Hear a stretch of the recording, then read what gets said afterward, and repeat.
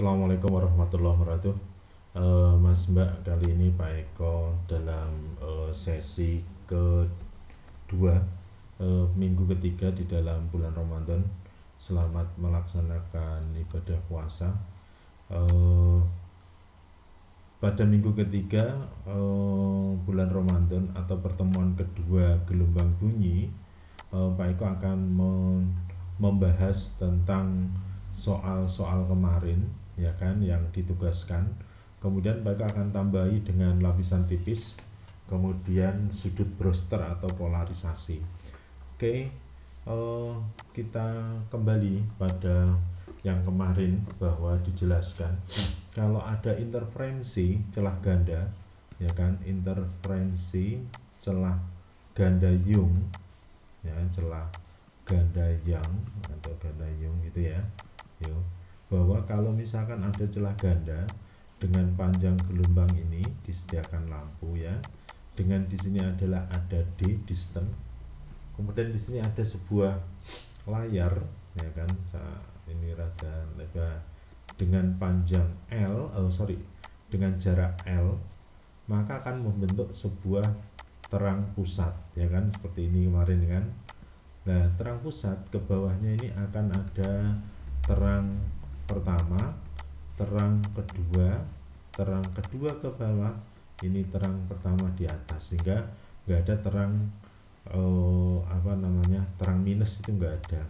Terang pusat antara terang dan gelap terdapat namanya terang dengan terang ada gelap. Oke, gelap pertama, gelap kedua, gelap pertama, gelap kedua. Jarak antara terang pusat terhadap gelap atau terang disebut dengan Y, kan, Y. Tetapi jarak antara tiap tab, jadi di sini kalau misalkan terang pertama, terang kedua, ini tab seperti ini ya, tab, berarti ini ada gelap 1, gelap 2, maka di sini namanya tab gitu ya, atau dinamakan dengan delta Y. Ini berarti 1 delta Y, berarti gini ya. Maka Y itu sama dengan N kali delta Y, N kali delta Y, di mana delta Y sama dengan lambda L per 2D. Oke, kemarin sudah dijelaskan di video Pak Eko. Nah, sekarang kita masuk lagi di dalam soal yang kemarin ditugaskan. Oke, gambar berikut menggambarkan diagram Young. D adalah jarak antar celah dengan periode. Kalau pakai periode berarti tidak pakai delta Y ya. Jika panjang gelombang yang digunakan lambda adalah 400 nanometer, berarti 400 kali 10 pangkat min 9, karena 1 nanometer 10 pangkat min 9, maka menjadi 10 pangkat min 7 meter. Maka jarak antar celah berapa? Berarti di sini adalah, kalau memakai seperti ini, berarti kita memakai persamaannya D sin theta sama dengan N kali lambda. Ini ada tetanya 30 derajat ya di tengah ini. Maka D kali sin 30 adalah setengah, N nya adalah 2, 4 10 pangkat min 7, maka D sama dengan berapa nih? 2 kali 4 8 kali 2 16, 10 pangkat min 7 meter. Ini adalah jawaban nomor 1. Sekarang nomor 2, dua celah ganda disinari dengan panjang gelombang lambdanya adalah 640 nanometer. Berarti 6, langsung aja ya, 4 10 pangkat berapa coba nano, min 7 meter gitu ya. Apabila L sama dengan 3/2 meter atau 1,5 ya, jarak kedua celah berarti D 0,2410 pangkat min 3 meter. Berapa jarak pita terang yang berdekatan? Berarti di sini kita gambarkan ya. Ini adalah seperti ini. Kemudian pita terang yang berdekatan. Oke, ini adalah D-nya, ini lambdanya, ini L, ini terang pusat, ini misalkan terang pertama, terang kedua ya. Jarak pita terang yang berdekatan. Antara terang dengan terang terdapat gelap. Berarti diantaranya ada berapa delta Y? 2 delta Y. Maka yang ditanyakan Y sama dengan 2 delta Y. Nah, delta Y sendiri sama dengan lambda L per 2D. Ya, tinggal dimasukkan aja. Berarti menjadi 2. Lambdanya 6,410 pangkat min 7. L-nya adalah 1,5 dibagi 2, D-nya adalah 0,24, 10 pangkat min 3. Ini dicoret ya kan. Ini adalah jadi 9, 9 ini 36, ada 24. Ketemu ya, akhirnya adalah 4, 10 pangkat min 3 meter atau min, berarti 4 mm. Oke.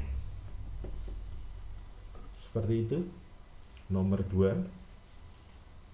Nomor 3, pada suatu percobaan interferensi celah ganda diperoleh data seperti samping, maka nilai panjang gelombang yang digunakan adalah, berarti di sini D-nya adalah 8, 10 pangkat min 4 meter. Kenapa?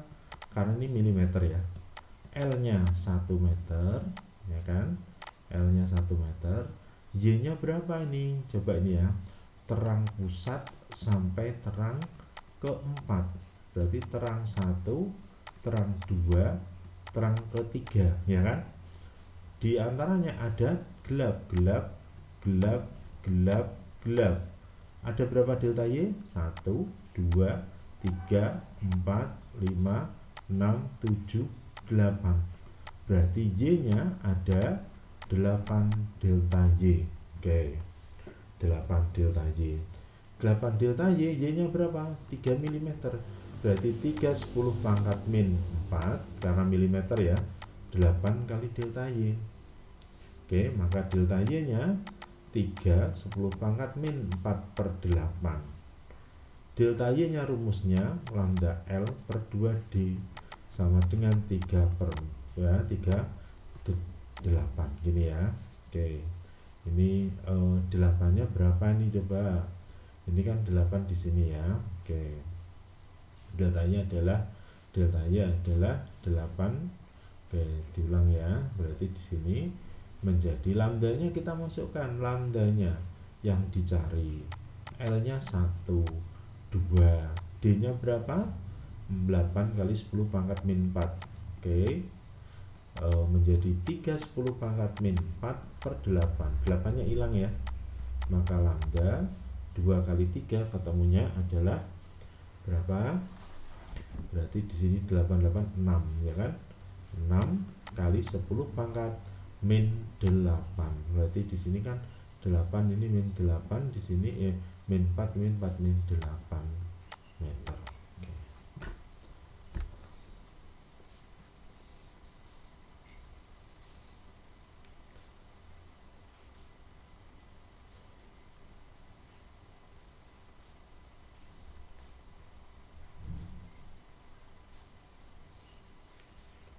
Kita masuk lagi. Nomor 4. Gambar di samping merupakan sketsa lintasan interferensi celah S1S. Oke. Titik api adalah 2 garis yang berurutan. Gelap, gelap, gelap, gelap. Berarti di tengahnya ada terang. Berarti ada berapa delta Y? Oke, ada 2 delta Y. Berarti Y-nya 2 delta Y. Y-nya berapa? 2, 0,2 mm.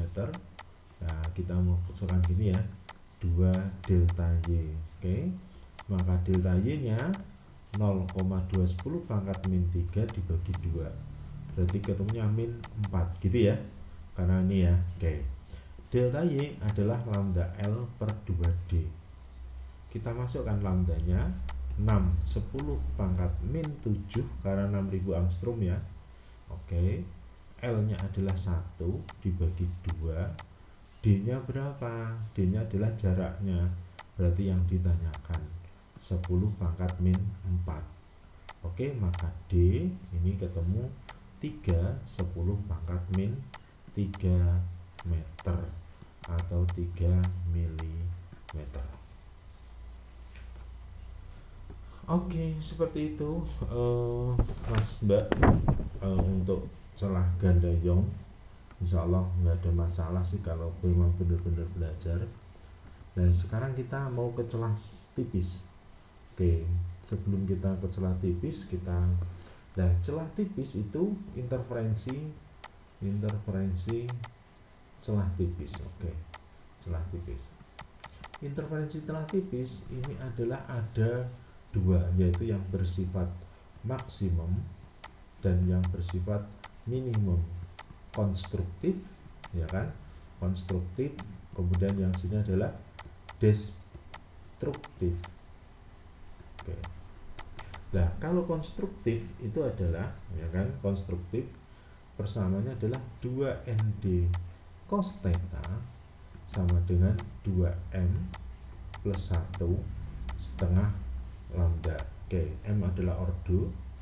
Oke, ini M adalah ordonya atau orde, N adalah indeks bias. Oke, hati-hati ya sini ya, hati-hati ya, indeks bias ya. M ordo, N indeks bias. Konstruktif.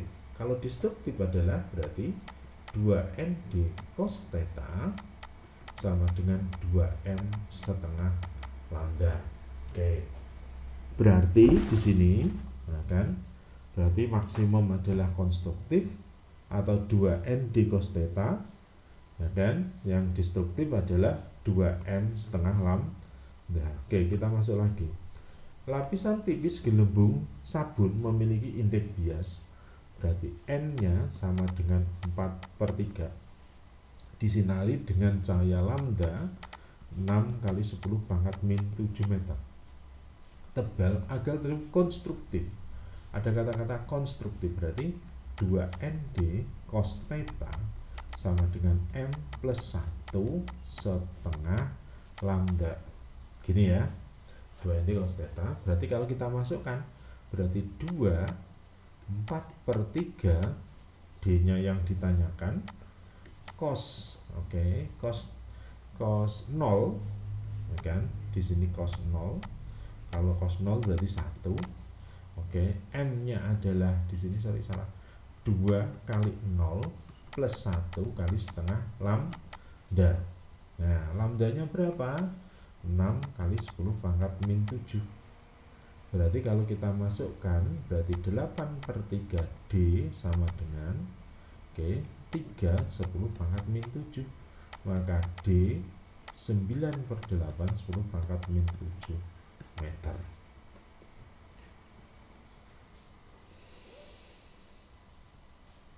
Soal kedua, sinar monokromatik dengan tebal, berarti di sini adalah D 25 10 pangkat min 4 meter.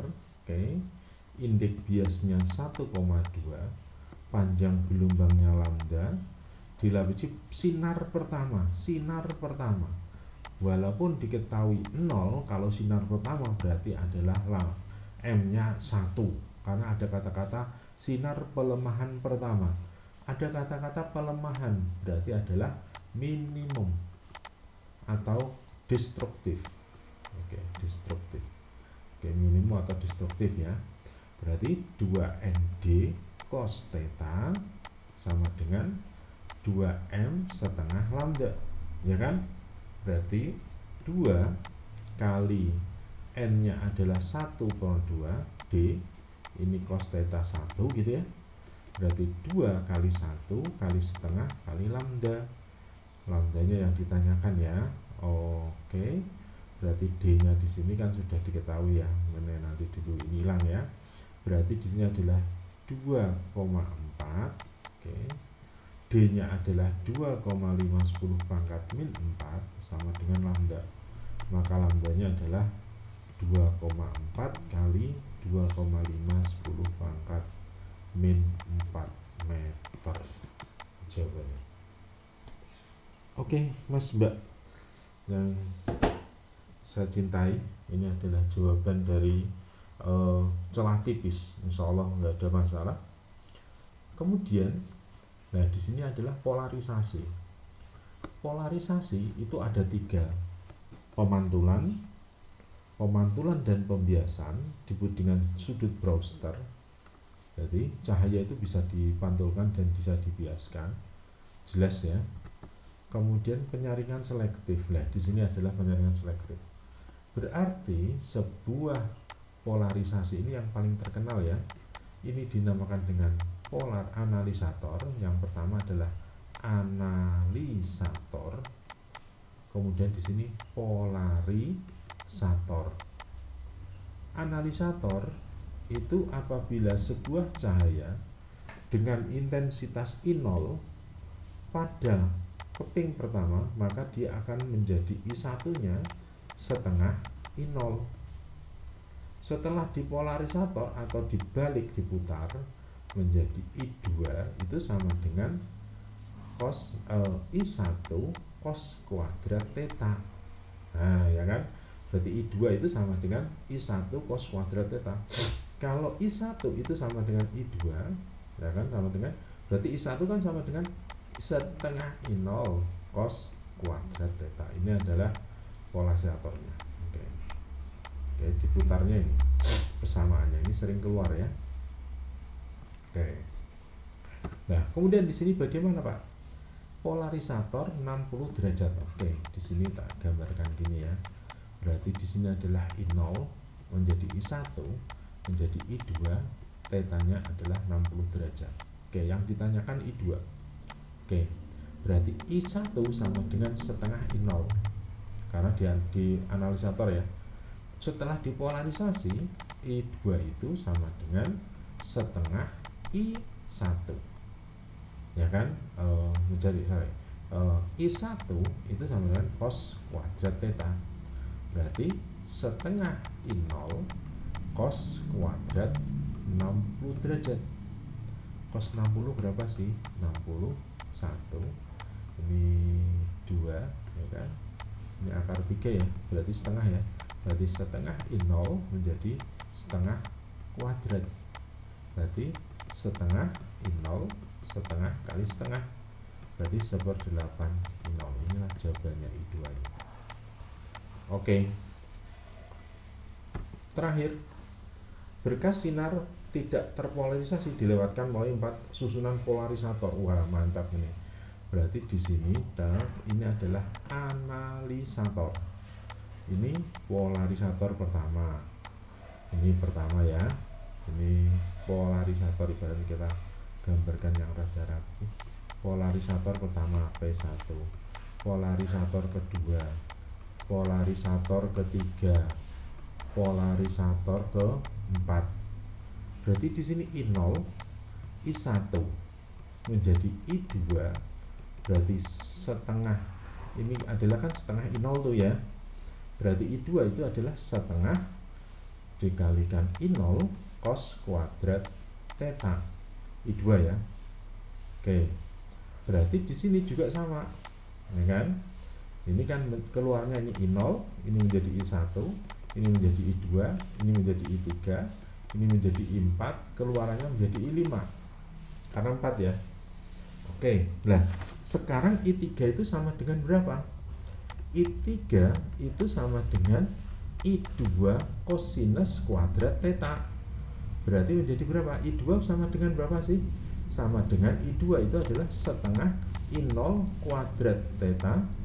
Ini I3 berarti sama dengan I2 cos kuadrat theta. I2 nya berapa?